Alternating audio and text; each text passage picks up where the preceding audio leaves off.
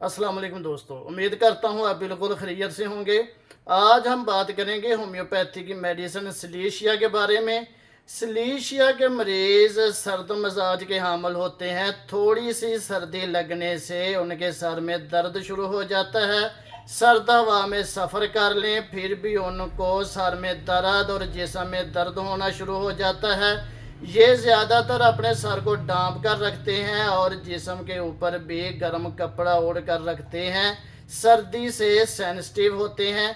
सलीशिया का मरीज़ बेचैनी और थकावट जल्दी महसूस करता है। सलीशिया के मरीज़ में फ़िक्रमंदी का रुझान होता है और उसके साथ नींद की कमी का शिकार भी रहता है।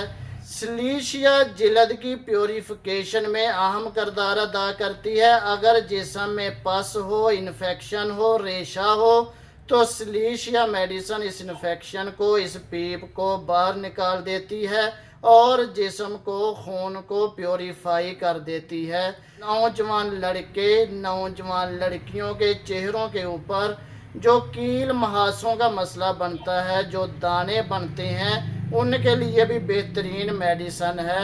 उन दानों को, उन पीपदार कील महासों को ख़त्म कर देती है। अगर दोस्तों नाखनों के अंदर पीप, रेशा या इन्फेक्शन बना हो, पस का मसला हो, बार बार मेडिसिन यूज़ करने से भी हल ना हो तो सलीशिया मेडिसिन उस इन्फेक्शन को, उस पीप को बाहर निकाल देती है और नाखनों के अंदर इन्फेक्शन बढ़ने के जो रुझान है उसको ठीक कर देती है।